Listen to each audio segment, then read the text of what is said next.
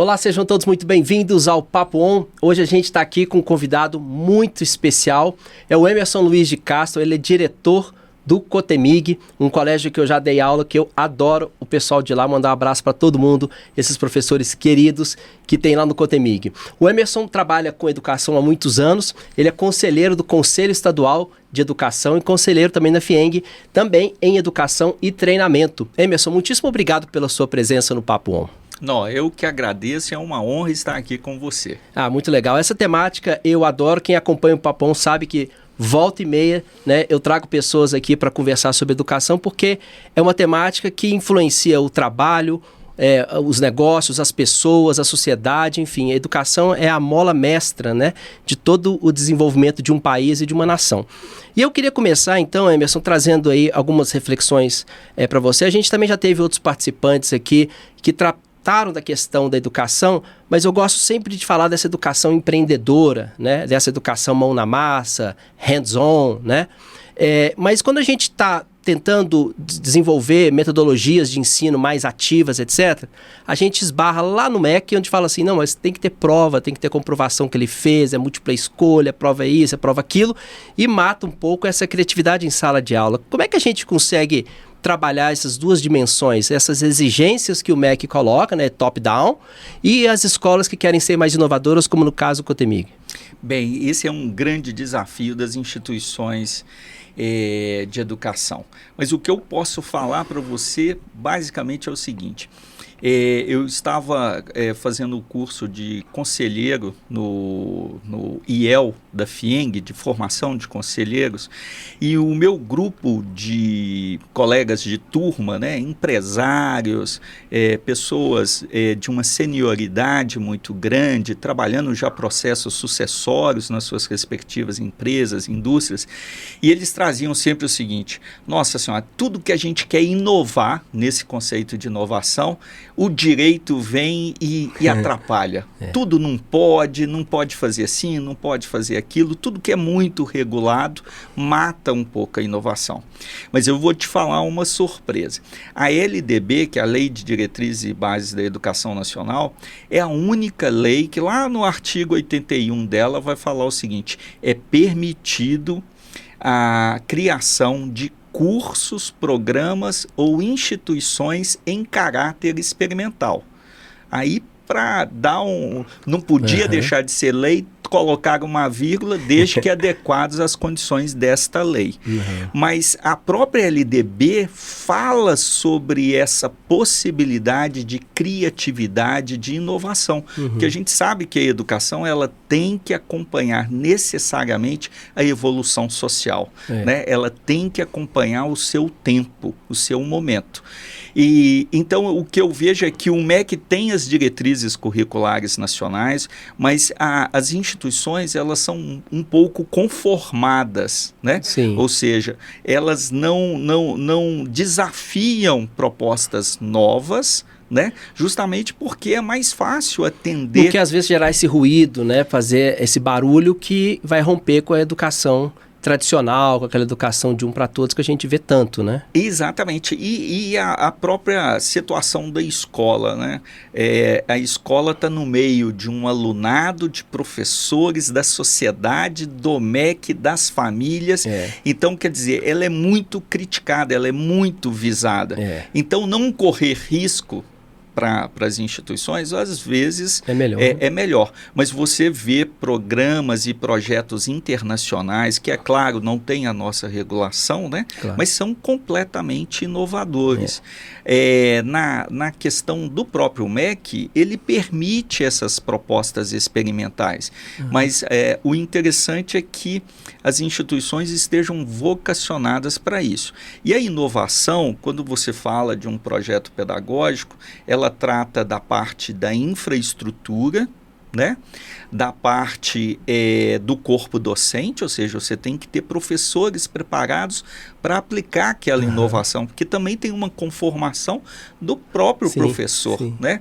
Da comodidade de não sair muito da da caixa e tudo mais, mas dos espaços, laboratórios, práticas, metodologias, você mesmo acabou de falar de metodologias ativas, né? Que são, para mim, é uma caixa de ferramenta que o professor, de acordo com a anamnese que ele fala com a turma, ou do seu momento, ele vai lá e tira aquela ferramenta mais adequada para trabalhar aquele conteúdo e tudo mais. E que faz toda a diferença em sala de aula, né? Porque aí os alunos começam a olhar para aquilo e ver que tem sentido o que eles estão aprendendo, né?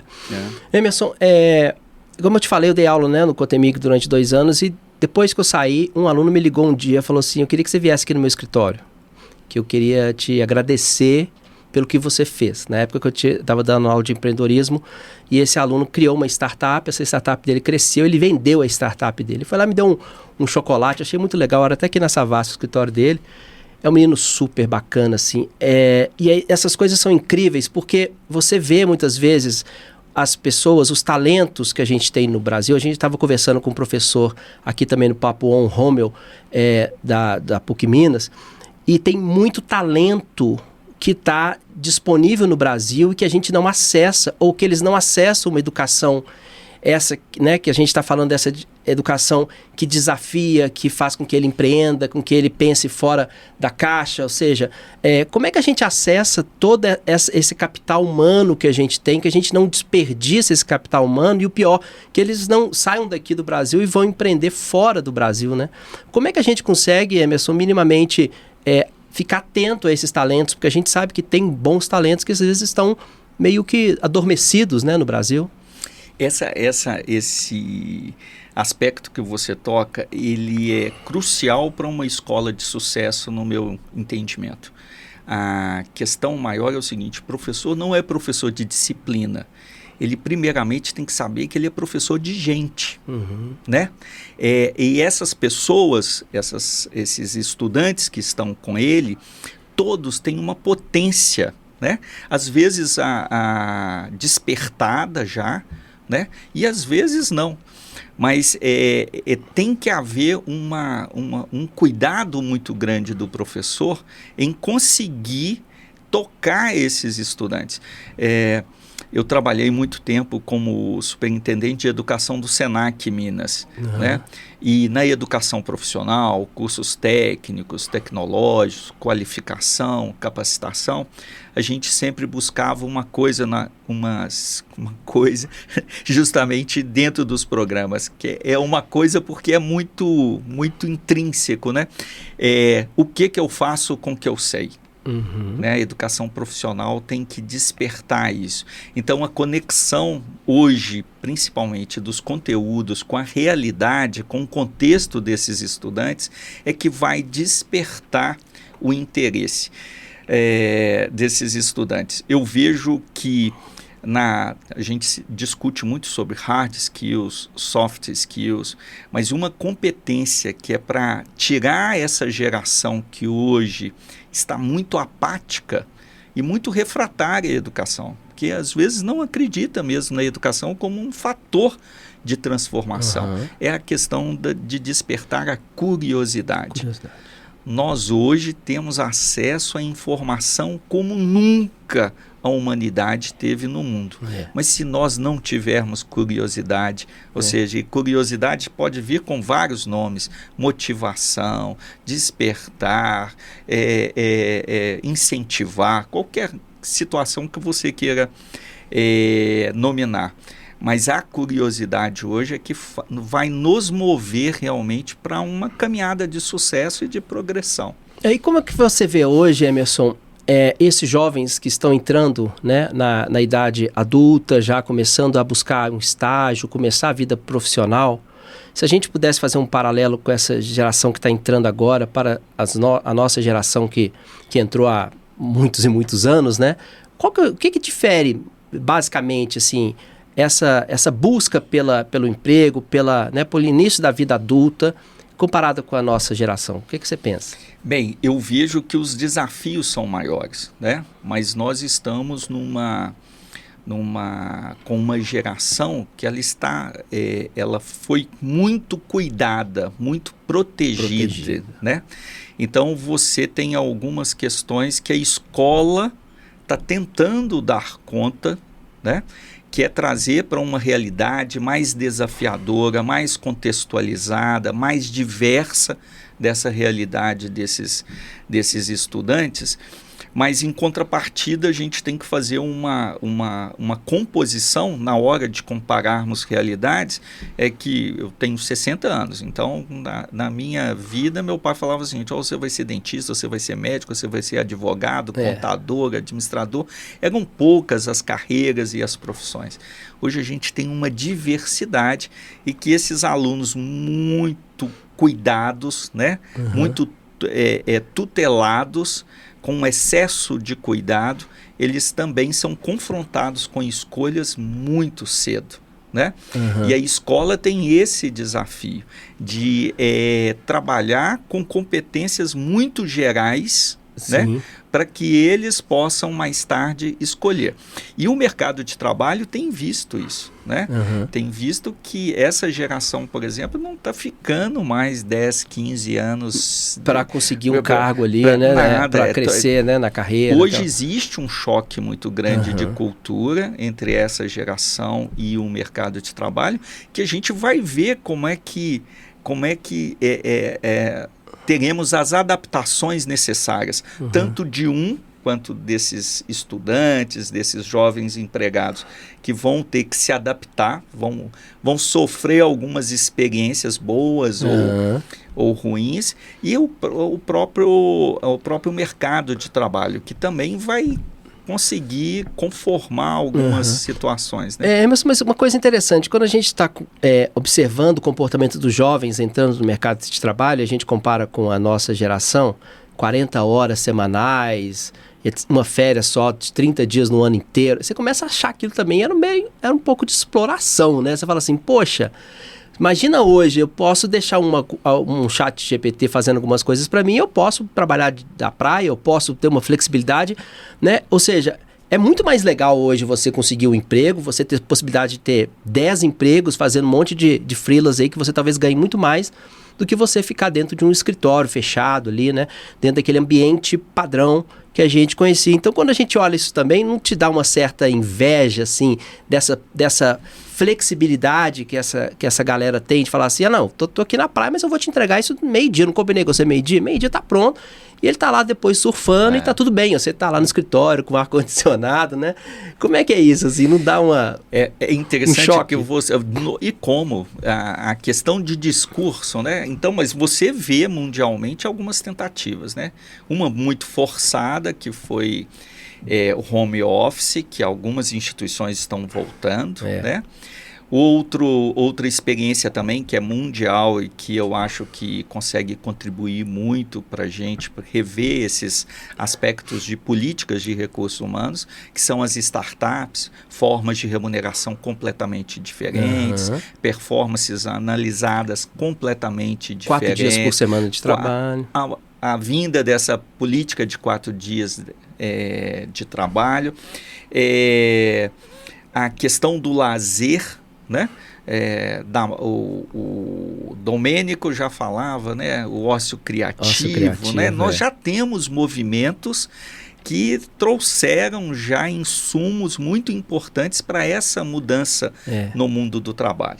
A educação também ela está nessa mudança, nessa porque para nossos pais trabalhar era trabalhar braçalmente. Você tem que chegar suado em casa com a roupa suja, que significa que você trabalhou, né? Hoje o trabalho... Se você tiver muito conhecimento, por exemplo, de inteligência artificial, você não vai nem suar. Você vai fazer algum comando e ele vai resolver um problema para você e você vai entregar para o seu cliente, né? Então, há uma diferença muito grande nessa visão de... o pai ou a mãe chega no quarto e fala assim, esse menino não está fazendo nada, né? Se você está ganhando milhões ali dentro do quarto dele, né? E mal sabe o pai que está ali trabalhando, ali sujando a camisa, né? Que ele está ganhando muito mais do que o próprio... pai, né? E a inteligência artificial, nós no Cotemig, a gente está muito atento e muito focado em entender isso, né? Porque nós teremos pessoas que serão utilizadas pela inteligência artificial e pessoas que utilizarão a inteligência artificial. São dois públicos completamente diferentes. E vocês, como uma escola de tecnologia, vocês estão do outro lado do balcão, né? Ou seja, vocês estão na parte de operação, construção de agentes de IA para que os alunos possam desenvolver outras ou melhorar aquelas que já existem, enfim, tirar esse lugar nosso do Brasil que é sempre utilizar a tecnologia, né? Vem o Facebook a gente usa, vem o Instagram a gente usa, vem o Elon Musk faz um monte de coisa que a gente usa e está na hora, né, da gente começar a ter as nossas próprias tecnologias, né, professor? Isso mesmo, e desenvolver esses estudantes para que eles possam realmente ver o futuro, né? Utilizando essas tecnologias e ampliando, né? Inovando, criando outras tecnologias possíveis, porque a IA é só um conceito a inteligência artificial novo, né? Não é nova, né? Mas ela a utilização e as perspectivas, tanto é que falam de uma nova onda de startups justamente por conta da inteligência artificial. Então os nossos estudantes eles estão sendo fomentados a pensar dentro dessa perspectiva justamente para sair um profissional completamente diferenciado. Mas o que a gente tem falado é que não adianta a inteligência artificial se você não tiver repertório. Essa é a nossa grande preocupação. Com um aluno que lê, com um aluno que tem um raciocínio esse é o melhor aluno do mundo, lógico, né? Que sabe utilizar dados, né? Que tem uma perspectiva e um contexto de ver os vieses que são necessários para você dialogar, vamos dizer assim, com a inteligência artificial, porque senão não vai adiantar nada. Emerson, ao mesmo tempo que você traz essa discussão da inteligência artificial, que eu acho que ela permeia todos os episódios do Papom, porque eu adoro também uma temática que eu estou estudando agora lá na Federal, não está também cada vez maior um movimento em relação à humanização das pessoas, você voltar a ser humano, tirar celular no recreio para que os meninos possam continuar jogando o futebol que eles jogam lá no pátio, ou seja, tirar esse universo digital deles. Isso já está sendo até estudado, né? Está sendo trabalhado no Congresso para vir uma lei realmente proibindo os alunos de utilizar. O que eu estou achando realmente fundamental para a gente resgatar esse aluno dentro desse buraco que ele entrou, né? Que é essa dificuldade de prestar atenção no professor e de interagir com outros colegas, né? Ou seja, a tecnologia está chegando no estágio tão avançado que a gente começa a olhar o que sobrou de humano de tudo isso, né? Não é uma preocupação fundamental também, né? Sim.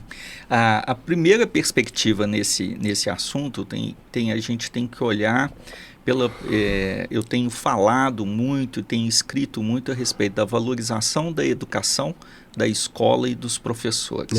O primeiro é o respeito pela sociedade que as instituições educacionais têm que ter. Porque as instituições elas têm suas propostas pedagógicas. A família tem que acreditar. Por isso que é projeto pedagógico. Você começa com um aluno lá, por exemplo, num curso superior, no primeiro período, e você finaliza esse projeto no último período. Então é um processo, por isso que é projeto pedagógico de curso, né? Então eu acho que as famílias, a própria sociedade tem que acreditar nas escolas, fazer as cobranças necessárias. E você acha que está perdendo um pouco dessa força que a instituição de ensino tinha no passado, assim, sim. de olhar a escola com mais respeito, talvez? Sim. Principalmente com isso você vê uma judicialização de algumas situações. É igual o plano de saúde, eu não estou desmerecendo o plano de saúde, está trazendo a educação para uma linha consumerista, de direito do consumidor. Sim. E não é isso. A gente está falando de formação humana, a gente não está falando de coisas, né? E que tem proporções e níveis completamente diferentes. É um serviço, mas é um serviço muito diferenciado que tem que ser tratado com as diferenciações, porque uma criança, um adolescente ou um adulto que chega numa instituição, ele carrega o seu próprio contexto e não é só a escola. A escola não é uma instituição que apresenta um resultado, né, específico, é uma instituição que ela apresenta meios para se chegar a um resultado. E a família precisa entender isso, que a escola precisa seguir o projeto dela, né, e o aluno está inserido dentro, e a família tem que permitir, porque senão ela faz o jogo do filho, né, e enfim, acaba tirando a autoridade da escola, do professor, e aí banaliza, né? Isso mesmo, é a questão da gente transformar o aluno em estudante. A família pensa que o filho indo para a escola, ele está aprendendo. Já está resolvido. Né? Já está resolvido, e não é assim. No contraturno, ele tem uma série de atividades, né, que ele precisa desenvolver, autônomas, que ele precisa desenvolver. Então, o grande desafio nosso, que eu falo no Cotemig, é transformar o aluno em estudante. Né? Por outra perspectiva também, a pandemia trouxe uma vigor do avesso às nossas vidas.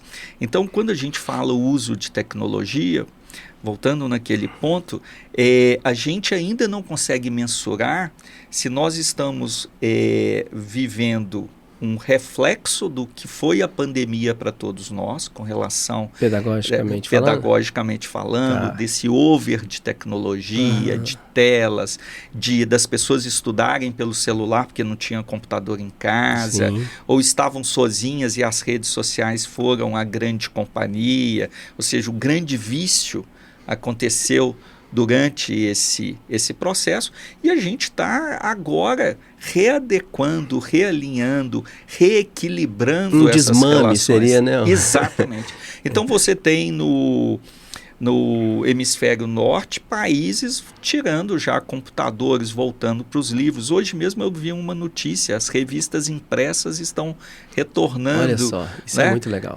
O vinil está retornando. Então, quer dizer, nós somos cíclicos com relação à utilização de tecnologias, porque o livro é uma tecnologia, a revista impressa é uma tecnologia, mas nós estamos adequando. Agora, que nós temos um problema de saúde mental hoje, com relação a esse excesso de consumo, que as escolas estão enfrentando realmente isso. Eu acho que estão enfrentando bem, mas precisam muito da ajuda das famílias com relação a isso. Sem dúvida, Emerson. E há também uma necessidade muito grande do senso crítico do jovem para entender o que é fake news, o que não é, qual que são as fontes de informação que ele está consumindo, por que o algoritmo está entregando para ele só aquilo que ele gosta, para ele romper as bolhas, porque a gente está vendo, né, esse é o resultado de um país, no mundo inteiro está assim, né, esse dualismo, né, eu sou do bem ou eu sou do mal, eu não posso estar em outro lugar, né, porque a gente está dentro das nossas bolhas, né,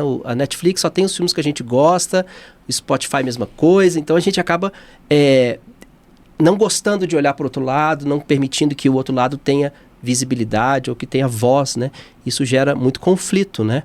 Emerson, eu queria trazer uma outra questão importante quando a gente está falando de educação, e eu, né, no Cotemig eu dava aula para uma turma de 50 alunos, várias turmas, e tinha poucas mulheres na sala, né?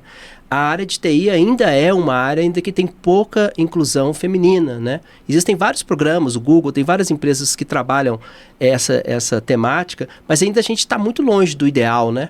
Como é que você vê isso hoje? No Cotemig tem crescido o número de mulheres na área de TI, né? Porque vocês são uma escola técnica também, isso, né? É muito interessante você colocar isso, porque recentemente, né, o Ministério da Educação, através dessa política de inclusão feminina, né, ressaltou a importância da temática das mulheres dentro dos cursos, tanto um abismo superiores, tecnológico perigosíssimo, né? Exatamente.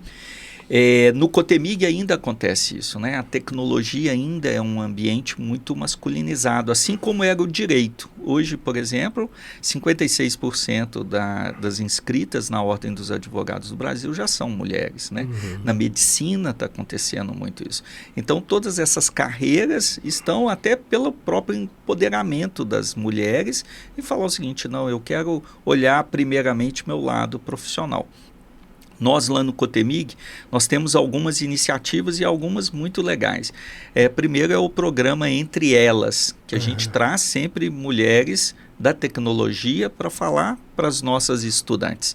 Legal. Mas ainda a proporção é muito pequena. No ensino médio, que é o técnico em tecnologia, a gente tem uma proporção pequena de mulheres. Na faculdade se reproduz a mesma coisa. Mas a gente está vendo que as mulheres estão reconhecendo que elas também tem uma posição de liderança dentro das áreas de tecnologia, departamentos ou empresas de tecnologia. Recentemente, uma aluna nossa ganhou uma bolsa para o programa Tech Girls nos Estados Unidos. Oh, que legal. E ela, dentro desse programa, uma missão dela é realmente difundir a tecnologia entre mulheres. Que legal. Né? O BHTech agora, eu acho que daqui a 2 semanas, ele vai fazer um evento só exclusivo para mulheres em tecnologia. Então, o mercado também está tentando romper com essas barreiras. Né? Isso é muito legal. Por ser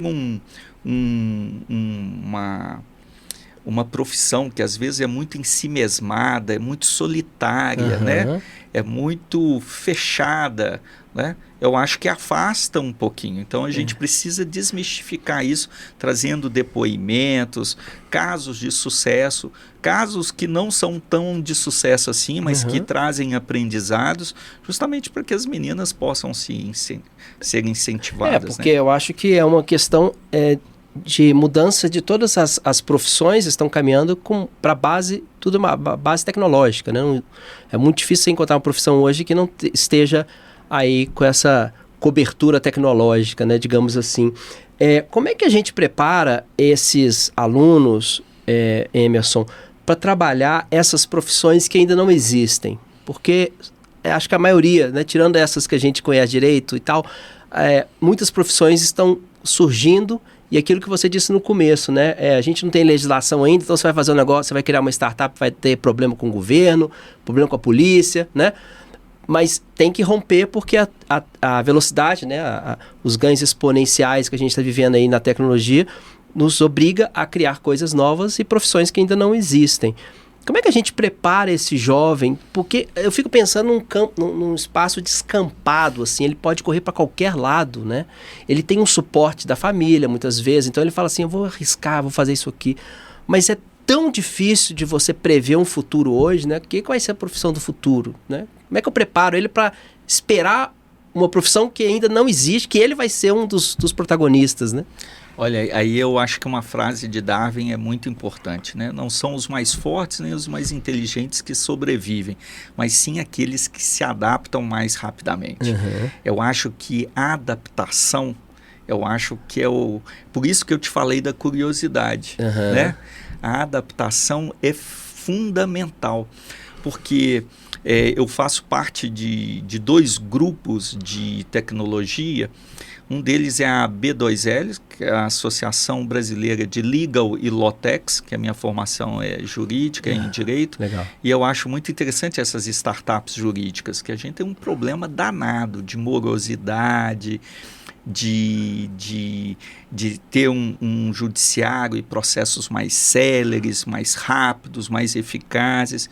E as edtechs. Para mim, as edtechs também, as startups da educação, para mim, elas são um ponto sempre que eu tenho muita curiosidade para acompanhar, porque a educação no ensino adaptativo, no uso, nas ferramentas de inteligência artificial, né? A gente estava conversando aqui sobre sistemas de ensino. Aí eu tenho o material didático, por exemplo, no Cotemig a gente utiliza o Positivo. Você tem toda a base de dados ali. Por que eu não consigo subir isso para uma ferramenta de IA e a IA ajudar o professor a trabalhar com coisas que são processuais, para sobrar mais tempo do professor, para que ele possa realmente conversar. E aí, como é que você está? Por que você não aprendeu? O que você aprendeu? O que você está gostando? O que você fez de certo nessa prova? Por que você saiu bem? Ou seja, ser mais analítico e crítico com os resultados de aprendizagem dos alunos, do que propriamente estar preparando uma aula, estar corrigindo prova, que são atividades que a tecnologia pode ajudar. Então, uma escola, uma proposta que incentive esses alunos a ter uma perspectiva de contexto social, né? De entender o que eu aprendi esse termo com o pessoal de tecnologia, né?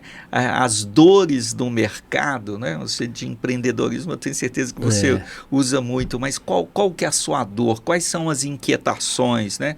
Quais são os desafios? Então ter uma visão muito holística e se desafiar, né? Porque não adianta, competência é aquele chá mesmo. Competência é igual ao conhecimento, eu posso ter, desenvolver a habilidade, saber da habilidade, mas se eu não tiver atitude... Não adianta. A gente tem que ajudar os alunos a olhar o futuro a partir da perspectiva de que ele não será como antes, né? Eu lembro uma vez que eu fiz uma atividade com os alunos que eu pedi que eles fizessem, a gente fez um design thinking para fazer o banco do futuro. E aí, dentro dessa perspectiva, eles tentavam melhorar a fila do banco. Uma fila gamificada, uma fila que você pudesse ficar assistindo televisão enquanto esperava. Ou seja, a lógica ainda da fila, ela persistia, né? Aí depois vieram as grandes players aí na área de bancos, as fintechs, e mudaram muito essa perspectiva. A gente tem essa dificuldade, né, Emerson, natural, de se apegar àquilo que a gente já conhece e tentar fazer uma melhoria gradativa daquilo, né? Fazer esse pensamento disruptivo, né? Como o Elon Musk fez agora, dando ré no foguete, né? As startups tinham essa conversa assim, não, foguete não dá ré, agora dá, né? Então, acabou essa conversa de foguete não dá ré. É uma visão que é difícil de instalar, assim, nos jovens, mas é um exercício, né? Acho que quando a gente vai ensinando olhar o mundo de outro ângulo, você vai treinando ele a ser mais criativo, como você disse, né? Sim. E para mim o futuro da educação está nas certificações, né? Uhum. Esses cursos mais longos, 5 anos, 4 anos, né? Eu acho que a gente vai ter formações, que é o design instrucional, né? É o design... aplicada à educação, em que você vai ter um jogo de Lego, né? Então você tem módulos, você vai montando de acordo com a sua necessidade, né? Então, hoje eu sou assistente de tecnologia, amanhã eu sou supervisor, eu sou gerente, hoje eu sou responsável por um projeto. Quais são as competências que você tem que adquirir nisso? E quando a gente fala de lifelong learning, né, que é a aprendizagem ao longo da vida, você vê que isso casa muito, né? Uhum. Eu pessoalmente, por exemplo, minha formação em Direito, fiz 2 anos em Publicidade e Propaganda e agora recentemente resolvi fazer Psicologia, né? Legal. Porque para mim, por exemplo, como diretor de ensino, eu tenho que saber como é que neuroaprendizagem, como é que você aprende mais rápido. Eu estou num projeto, caí matando em cima desse projeto. Como é que eu aprendo mais rápido para dar conta disso, né? Legal. Como é que eu me aproprio mais rápido daquele repertório que eu tenho necessidade de fazer. E aprender e desaprender vão ser coisas muito paralelas e constantes na nossa vida. Entendeu? Legal. Porque apesar de que o conhecimento, a gente fala, não ocupa espaço, mas tem alguns vícios na nossa formação, algumas verdades, algumas crenças, que para a gente ter essa inovação incremental ou disruptiva, a gente vai ter que largar e deixar pelo caminho. Legal. Emerson, mudando um pouco de assunto, mas ainda dentro da área de treinamento, você é do conselho da FIENG, né, na área de treinamento. Exatamente. O que as empresas, né, as indústrias em especial, né, que é a FIENG, que tipo de profissional que ela está buscando? Onde que ela está olhando? Ela está olhando os meninos jovens com quais competências que você destacaria, assim? Falando assim, olha, se você chega no mercado, você chega numa indústria assim, você consegue trilhar um caminho de sucesso. Você consegue dar um panorama assim pra gente? A gente tem discutido isso reiteradamente dentro do Conselho, mas a FIENG ela possui 3 instituições muito importantes e muito atuais, né? Que é o SESI, o SENAI e o IEL, que são 3 instituições que dão esse suporte do desenvolvimento de recursos humanos para a indústria. O que a gente tem discutido, e a FIENG trabalha lá, a indústria 4.0, tem uma série de propostas formativas, mas o que a gente vê é que há um choque de expectativas entre a geração, que é essa que está aqui hoje, que quer resultados rápidos, né? Mas você está dizendo que não quer treinamento? Exatamente. Ele já quer o resultado sem treinar? Isso não. Eu falo dos próprios estudantes. Eu indústria aqui, quero contratar a pessoa com esse perfil aqui, né? Mas essa pessoa não quer ocupar, por exemplo, a base da pirâmide, né? Ela já quer chegar dentro de uma posição que tem todo um processo ali de desenvolvimento. Então, por isso que eu valorizo, e a gente tem colocado muito, o valor dos cursos técnicos, porque às vezes o técnico é o tempo de maturação desse empregado, justamente para que ele possa alçar outros cargos, outras funções, né? Por outro lado também, existe fizeram um experimento muito interessante, né, há pouco tempo, que chamaram um monte de diretores de instituições de ensino e falaram o seguinte: vocês formam para o mercado de trabalho? Aí 80% falou que sim, não, eu garanto, é isso que meu egresso está preparado para o mercado de trabalho. Aí chamaram lá o pessoal dos empregos, né? E aí, você acha que você recebe gente preparada para o mercado de trabalho? Aí eles falaram, 80% falou, de jeito nenhum. Nós tem alguma coisa errada aí, né? Tem alguma coisa aqui. Né? O mercado norte-americano e europeu, o recrutamento dos postos mais qualificados já é feito dentro das universidades. Bebe na fonte, né? Nós ainda não conversamos bem. Entendeu? O próprio estágio às vezes não é visto como uma questão importante na formação desse futuro empregado. Então existe ainda muito espaço, e eu acho que é um espaço extremamente produtivo nessa interlocução entre mercado de trabalho e a educação, para que se tenha mais efetividade no encontro de expectativas. Você não acha também... outro dia eu li um artigo que eu achei interessante, chamado Slow Ambition, né? Que os jovens agora estão com menos ambição do que os seus pais, aquela de querer ser CFO, CMO, né? Trabalhar para crescer dentro da empresa. Eu falo assim, eu não quero essa trabalheira toda, não. Eu prefiro ganhar menos, mas eu não quero ter toda essa responsabilidade. E isso para o capitalismo é uma facada nas costas, né? Porque você tem que fazer com que, igual o Clóvis de Barros fala, coletor de cenouras, né? Ficar sempre buscando cenouras ali.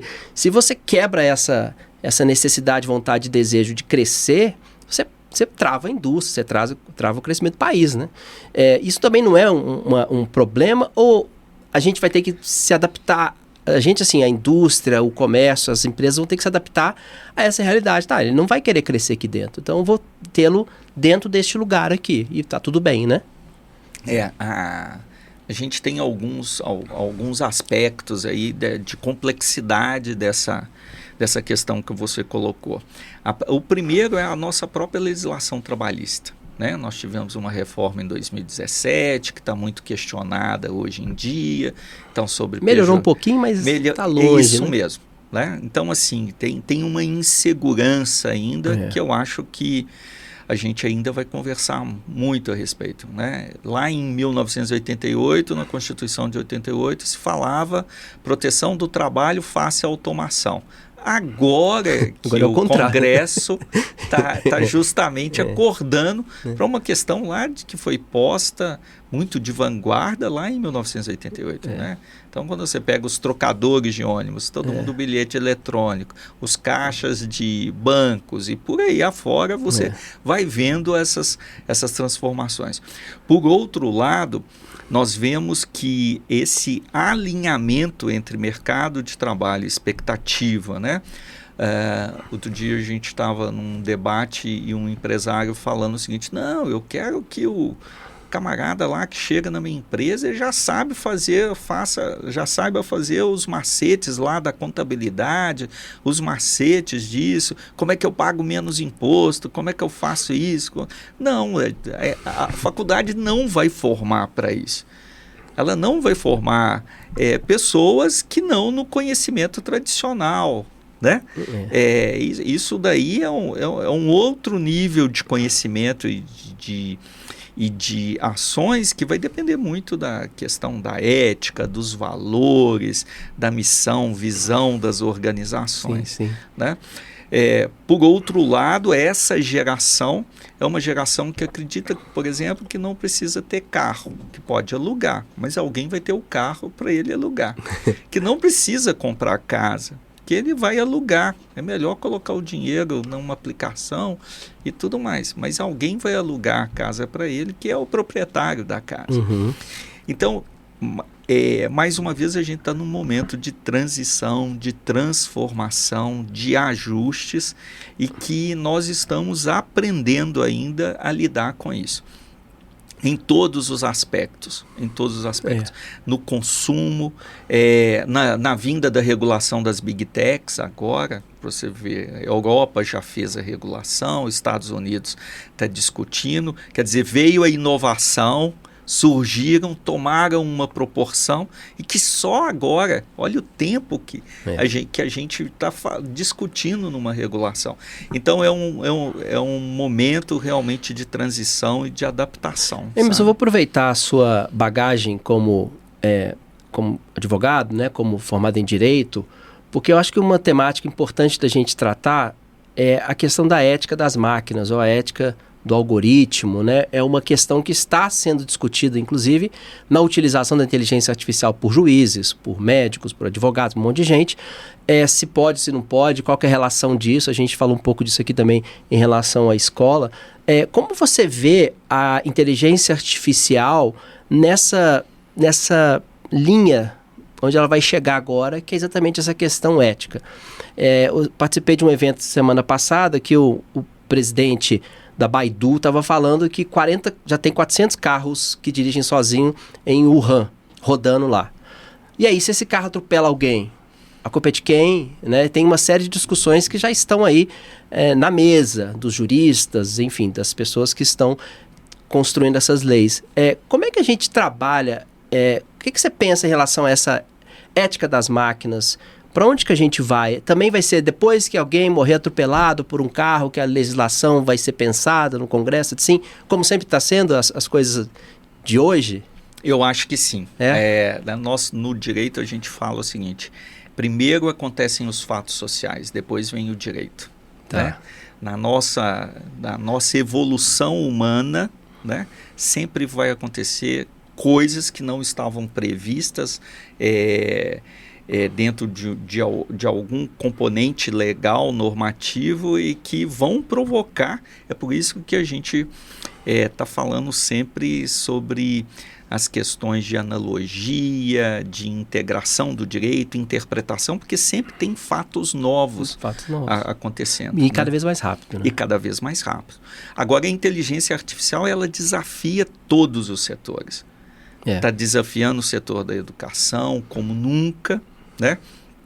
Inclusive na própria ressignificação do papel do professor, no uso ou não da inteligência artificial, né?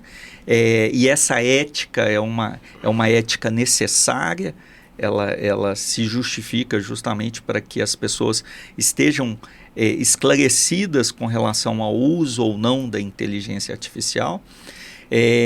Dentro das pesquisas científicas, lattes, produção, dissertações de mestrado, doutorado, trabalhos acadêmicos, tudo isso dentro da educação. Nas profissões, claramente com relação a isso, você vê o Conselho Nacional de Justiça já dizendo diretrizes para a criação de inteligência artificial aplicadas aos tribunais, né? Uhum. Você tem a jurimetria, por exemplo, que eu posso utilizar dados, e sempre a gente volta num ponto crucial, que é a análise de dados, né?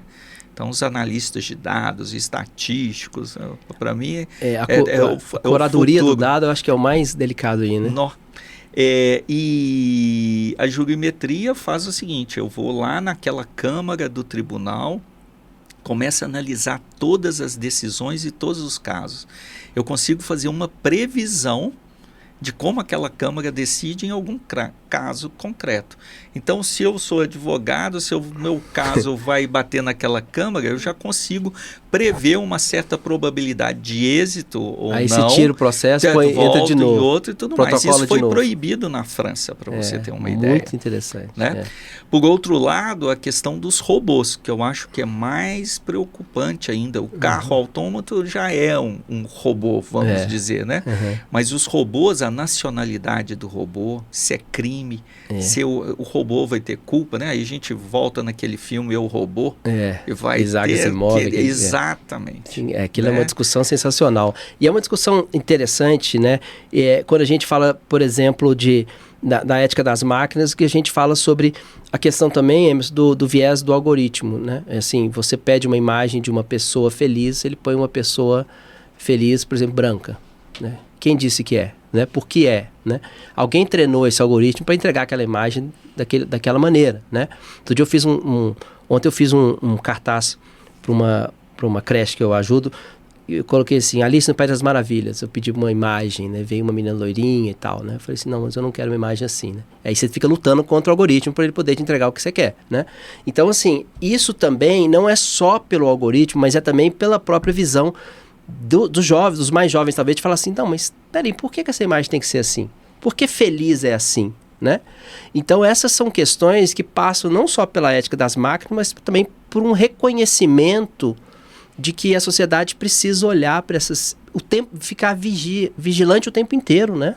Por isso que quando a gente vê na regulação do Ministério da Educação, da Secretaria de Estado de Educação, do próprio Conselho, com relação às diretrizes curriculares nacionais para educação ambiental e climática agora, né? Que eles começaram a colocar, não, tem que colocar clima nas escolas, tem que discutir sobre o clima, mas o meio ambiente, por exemplo, está lá só meio ambiente, mas tem que ser meio ambiente e clima. A Secretaria de Estado tem que ser meio ambiente e clima, porque clima passou a ser um componente muito relevante, mais relevante do que o próprio meio ambiente, porque o clima está dizendo a respeito do qual meio ambiente vai se configurar. E o clima a gente está sentindo na pele, literalmente, né? Exatamente. Então, essas diretrizes curriculares, por exemplo, de direitos humanos, relações étnico-raciais, elas são importantes para essa tomada de consciência na formação dos estudantes sobre não só a visão de mundo que eles têm, a visão da sociedade que nós estamos, mas especialmente para lidar com esses vieses da tecnologia. Porque realmente os algoritmos... há um tempo atrás nós tínhamos o Watson da IBM, né?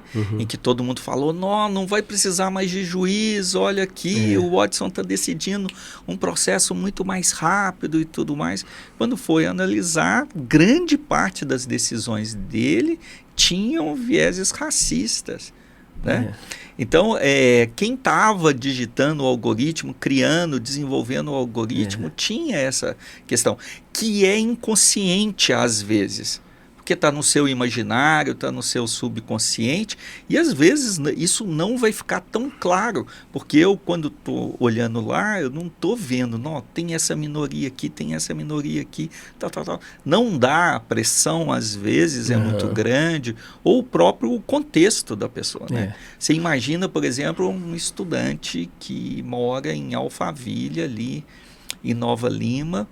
Dentro daquele contexto, aquelas casas bonitas, tudo arborizado, uma lagoa legal, o ar legal, sem ruído, sai dali da casa, anda 3 quarteirões e entra para a escola, volta, sai nas férias, vai para Disney, entendeu?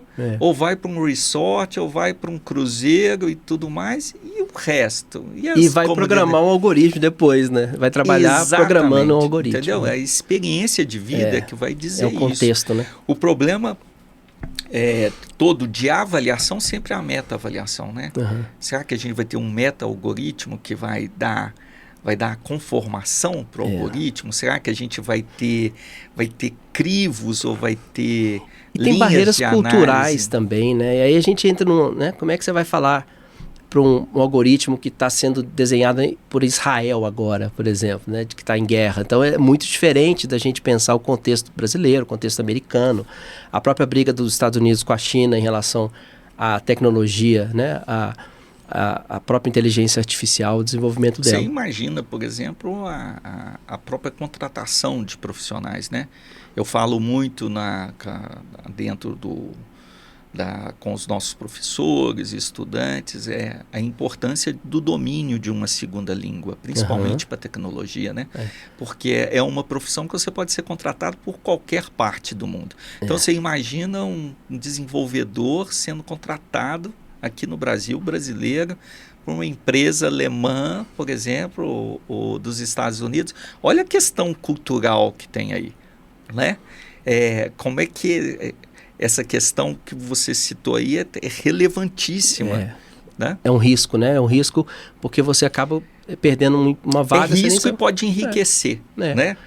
Tem os dois lados, a gente não consegue sopesar como é que isso efetivamente, mas acontece. Emerson, nosso papo está muito legal e a gente está chegando no final e eu queria, antes de finalizar, queria que você, assim como eu, assim, gosto muito de educação, está dentro da área de educação, eu queria que você falasse assim, qual que é para você o caminho, o futuro que você entende da educação? Como é que você gostaria que daqui a um tempo, quando você aposentar, daqui a 20 anos, quando você aposentar, como é que você quer deixar o Cotemig? Assim, você fala assim, nossa, eu fiz isso aqui, eu entreguei a escola que eu queria. Como é que é essa escola que você entregaria aí para o seu filho ou para o seu neto, por exemplo? Eu acho que a questão de liderança, né, é uma questão vocacionada. Eu sempre gostei muito de uma frase, né? Se você quer que as pessoas construam navios, faça-as sonhar com o mar. Né? Então eu vejo o Cotemig como uma instituição desejada para se trabalhar, porque eu terei os melhores professores, os melhores profissionais, e desejada para se estudar, ou seja, eu terei os melhores estudantes, né? Eu vejo a educação como um resgate do seu valor não só social, mas do seu valor individualmente, como a gente tinha gosto por estudar, né? Eu não estou simplesmente cumprindo mais uma etapa na minha vida, dentro do meu ciclo de vida, mas realmente eu estou investindo na minha transformação, na minha perspectiva de vida. Por isso que eu valorizo muito o projeto de vida que foi inserido lá pelo MEC, no novo ensino médio, porque realmente é importante que a gente, através desse componente curricular, que ele tem que ser melhor desenvolvido realmente, em função de dar a esses estudantes uma perspectiva de projeto, de desenho, ou pelo menos de insights importantes para que eles se tornem boas pessoas, né? Então, finalizando, é aquilo que você falou logo no início. Você foi chamado por um aluno seu para ser presenteado, esse reconhecimento, né? É o que faz tudo acontecer. Que faz tudo acontecer. É uma escola que eu entendo muito assim que a escola devia ser um espaço tão desejado e adorado como as praças, como os parques, né? Um lugar, eu vou lá na escola aberta 24 horas, eu vou lá porque eu quero ler um livro que eu não tenho em casa, ou eu não tenho acesso, eu quero conversar com o professor, tomar um café com ele, para conversar sobre a vida, porque eu acho que eu preciso desse momento agora, ser um lugar onde as pessoas possam buscar conhecimento e trocar, né?